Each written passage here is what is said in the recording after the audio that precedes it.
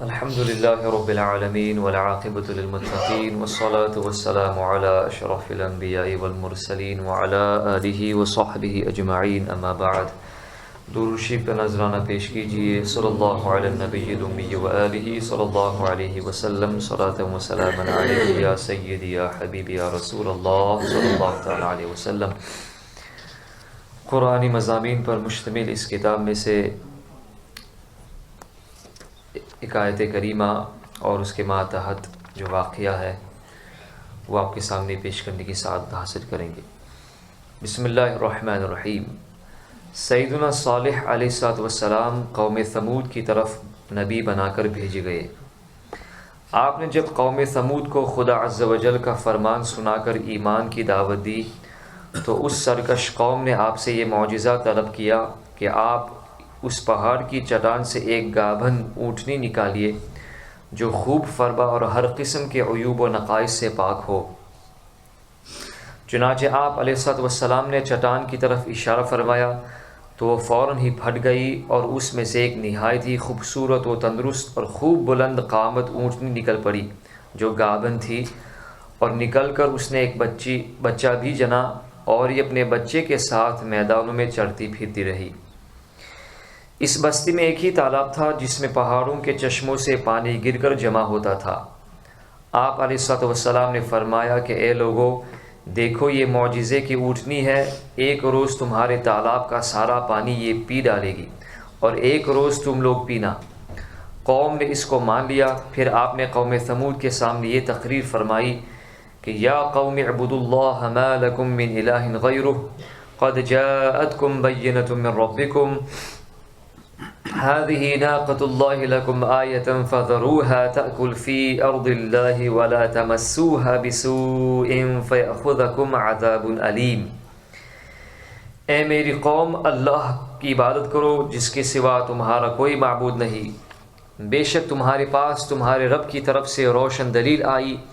یہ اللہ کا ناقہ ہے تمہارے لیے نشانی، تو اسے چھوڑ دو کہ اللہ کے زمین میں کھائے، اور اسے برائی سے ہاتھ نہ لگاؤ کہ تمہیں دردناک عذاب آئے گا۔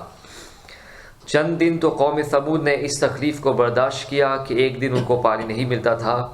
کیونکہ اس دن تالاب کا سارا پانی اونٹنی پی جاتی تھی۔ اس لیے ان لوگوں نے طے کر لیا کہ اس اونٹنی کو قتل کر ڈالیں۔ چنانچہ اس قوم میں قدار بن سالف جو سرخ رنگ کا بھوری آنکھوں والا اور پستہ قد آدمی تھا اور نعوذ باللہ ایک زناکار عورت کا لڑکا تھا، ساری قوم کے حکم سے اس اونٹنی کو قتل کرنے کے لیے تیار ہو گیا۔ حضرت صالح علیہ السلام مناہی کرتے رہے، لیکن قدار بن سالف نے پہلے تو اونٹنی کے چاروں پاؤں کو کاٹ ڈالا، پھر اس کو ذبح کر دیا اور انتہائی سرکشی کے ساتھ حضرت صالح علیہ السلام سے بے ادبانہ گفتگو کرنے لگا۔ چنانچہ خداوند قدوس کا ارشاد ہے کہ فَعَقَرُوا النَّاقَةَ وَعَتَوْا عَنْ أَمْرِ رَبِّهِمْ وَقَالُوا يَا صَالِحُ ائْتِنَا بِمَا تَعِدُنَا إِن كُنتَ مِنَ الْمُرْسَلِينَ۔ پس ناقے کی کونچیں کاٹ دی اور اپنے رب کے حکم سے سرکشی کی اور بولے اے صالح، ہم پر لے آؤ جس کا تم وعدہ دے رہے ہو اگر تم رسول ہو۔ قوم ثمود کی سرکشی پر عذاب خداوندی کا ظہور اس طرح ہوا کہ پہلے ایک زبردست چنگھار کی خوفناک آواز آئی، پھر شدید زلزلہ آیا جس سے پوری آبادی اتھل پتھل ہو کر چکنا چور ہو گئی، تمام عمارتیں ٹوٹ پھوٹ کر تہس نہس ہو گئیں اور قوم ثمود کا ایک ایک آدمی گھٹنوں کے بل اوندا گر کر مر گیا۔ قرآن شریف میں فرمایا فَأَخَذَتْهُمُ الرَّجْفَةُ فَأَصْبَحُوا فِي دَارِهِمْ جَاثِمِينَ، تو انہیں زلزلے نے آ لیا تو صبح کو اپنے گھروں میں اوندے رہ گئے۔ حضرت صالح علیہ السلام نے جب دیکھا کہ پوری بستی زلزلوں کے جھٹکوں سے تباہ و برباد ہو کر اینٹ پتھروں کا ڈھیر بن گئی اور پوری قوم ہلاک ہو گئی تو آپ کو بڑا صدمہ اور قلق ہوا، اور آپ کو قوم ثمود اور ان کی بستی کے ویرانوں سے اس قدر نفرت ہو گئی کہ آپ نے ان لوگوں کی طرف سے منہ پھیر لیا اور اس بستی کو چھوڑ کر دوسری جگہ تشریف لے گئے، اور چلتے وقت مردہ لاشوں سے یہ فرما کر روانہ ہو گئے یا قوم لقد ابلغتکم رسالۃ ربی ونصحت لکم ولکن لا تحبون الناصحین۔ اے میری قوم، بے شک میں نے تمہیں اپنے رب کی رسالت پہنچا دی اور تمہارا بھلا چاہا، مگر تم خیر خواہوں کی غرضی یعنی پسند کرنے والے ہی نہیں۔ خلاصہ کلام یہ ہے کہ قوم ثمود کی پوری بستی برباد و ویران ہو کر کھندر بن گئی اور پوری قوم فنا کے گھاٹ اتر گئی کہ آج ان کی نسل کا کوئی انسان روئے زمین پر باقی نہیں رہ گیا۔ اس واقعے سے ہمیں کیا سبق ملتا ہے؟ اس واقعے سے سبق ملتا ہے کہ جب ایک نبی کی ایک اونٹنی کو قتل کر دینے والی قوم عذاب الہی کے تباہ کاریوں سے اس طرح فنا ہو گئی کہ ان کی نسل کا کوئی انسان بھی روئے زمین پر باقی نہ رہ گیا، تو جو قوم اپنے نبی کی آل و اولاد کو قتل کر ڈالے گی، بھلا وہ عذاب الہی کے قہر سے کب اور کس طرح محفوظ رہ سکتی ہے؟ چنانچہ تاریخ گواہ ہے کہ کربلا شریف میں اہل بیت نبوت کو شہید کرنے والے یزیدی کوفیوں اور شامیوں کا یہی حشر ہوا کہ مختار بن عبید ثقفی کے دور حکومت میں یزیدیوں کا بچہ قتل کر دیا گیا اور ان کے گھروں کو تاخت و تاراج کر کے ان پر گدھوں کے ہل چلائے گئے، اور آج روئے زمین پر ان یزیدیوں کی نسل کا کوئی بھی ایک بچہ باقی نہیں رہ گیا۔ حاکم محدث نے ایک حدیث شریف روایت کی ہے کہ اللہ تعالیٰ نے اپنے پیارے حبیب صلی اللہ علیہ وسلم پر وحی نازل فرمائی کہ قوم یہود نے حضرت زکریا علیہ السلام کو شہید کر دیا تو ان کے ایک خون کے بدلے 70,000 یہودی قتل ہوئے،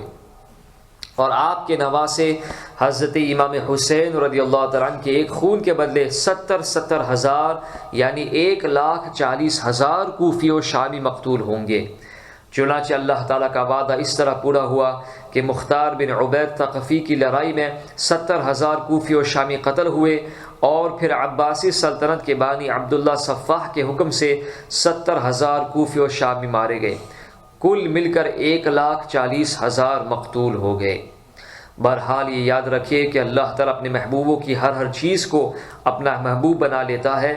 لہٰذا خدا عز و جل کے محبوبوں کی آل و ازواج ہوں یا اصحاب و احباب یا ان سے نسبت و تعلق رکھنے والی کوئی بھی چیز ہو، ان میں سے کسی کی بھی توہین اور بے ادبی سے خداوند قہار کا قہر و غضب ضرور کسی نہ کسی عذاب کی صورت میں ظاہر ہوتا ہے۔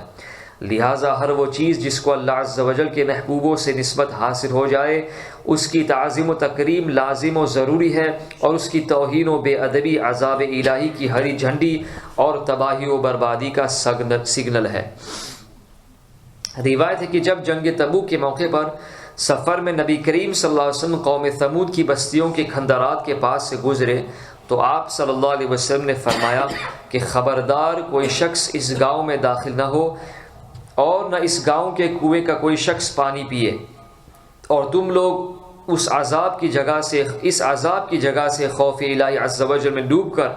روتے ہوئے اور منہ ڈھانپے ہوئے جلد سے جلد گزر جاؤ، کہیں ایسا نہ ہو کہ تم پر بھی عذاب اتر پڑے۔ اللہ تعالی ہمیں اس کے قہر و غضب سے محفوظ و مامون فرمائے، اور اس